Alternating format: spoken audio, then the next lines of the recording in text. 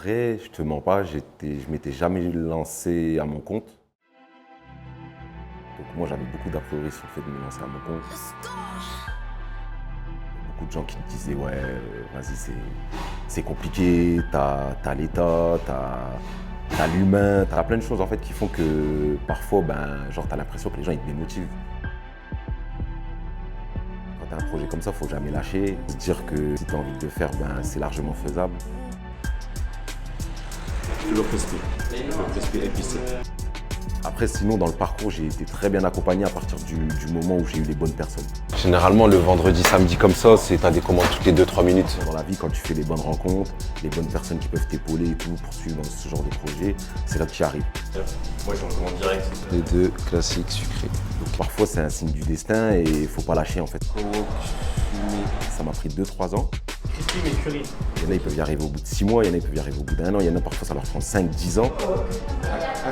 Mais en gros, faut juste pas lâcher et se donner les moyens. Et franchement, Malvin, ok. Le gars du pôle. Ok, c'est noté. Vas-y. Je mets ma marinade pour le poulet. Il faut bien mélanger la marinade pour bien que la panko, la chapelure, elle s'agrippe au poulet. Pour après passer à la cuisson et puis pour faire les crispy. Là, je mets l'équivalent de 2-3 personnes à chaque fois. Puis après, je passe à la cuisson. En fait, c'est de la street food thaï. Le plat phare, c'est le crispy. C'est une base de poulet avec du riz. Après, tu choisis ta sauce. Tu as la sauce fumée, classique ou curry. Tu as des oignons frits, de la ciboulette. En fait, c'est un plat revisité. En fait, c'est de la street food.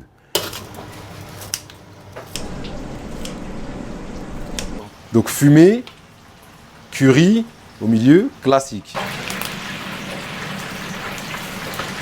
Je prends une poignée, mais moi je prends une poignée pour les deux. Je fais ça, Là tu prends comme ça, tu mets là. On a toute une gamme de wok. Tu vas avoir le pad thaï, les nouilles, les udon. Ça, c'est plus ceux qui veulent manger en mode vraiment thaï. L'idée, elle est venue à la base de ma sœur, qui elle habite la région bordelaise. Mon neveu, il est parti manger dans un fast-food. Il a kiffé. Ça veut dire qu'après, par la suite, il en a parlé à ma sœur. Donc après, elle m'en a parlé. Moi, je suis parti à Bordeaux, j'ai goûté directement le plat. Et dès que j'ai goûté, franchement, j'ai bien aimé. Je me suis dit que ça pouvait grave fonctionner sur Amiens. Ma sœur, elle sait que j'ai toujours voulu me lancer à mon compte dans la restauration. Du coup, elle m'a dit, ouais, pourquoi tu n'ouvrirais pas ça? C'est un concept vachement innovant. On en parle partout à Bordeaux. Même les kebabs, ils sont en train de le faire. Donc, pourquoi tu ne lancerais pas ça à Amiens? Je me suis dit, pourquoi pas se lancer? Et c'est comme ça, en fait, que l'idée m'est venue. Du coup, je me suis lancé sur le projet, comme je t'ai dit, parce que je voulais me lancer à mon compte surtout.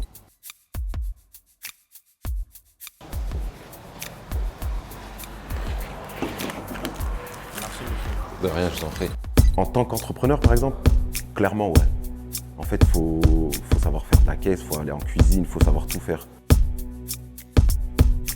Tu peux avoir des galères qui peuvent arriver du jour au lendemain. Tu sais pas à quoi t'attendre. Demain, tu peux avoir une fuite, tu peux avoir, je sais pas moi, un employé qui est pas là. T'as plein de galères. Donc en fait, toi, faut que tu sois multitâche. Tu vois, faut que, en gros, tu saches tout faire.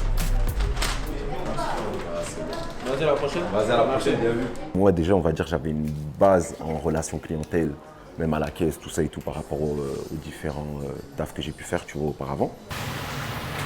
Commande, les gars.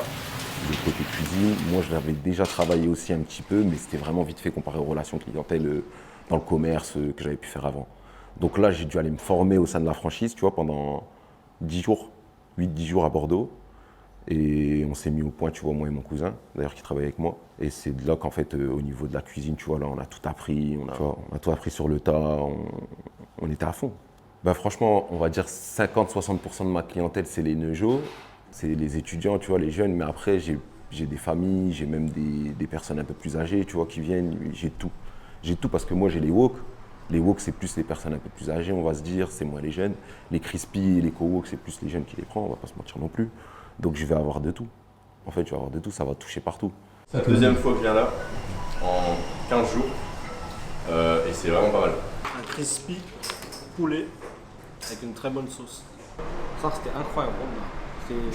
C'est mieux que tout en vrai. Et même, j'ai que des bons retours la plupart du temps. Au niveau des avis, j'ai quand même eu pas mal d'avis qui me disent que le concept il est innovant, ça fonctionne bien, on a des bons retours par rapport à ça. Donc je me dis, par la suite, ça peut que cartonner par rapport à la ville d'Amiens, tu vois.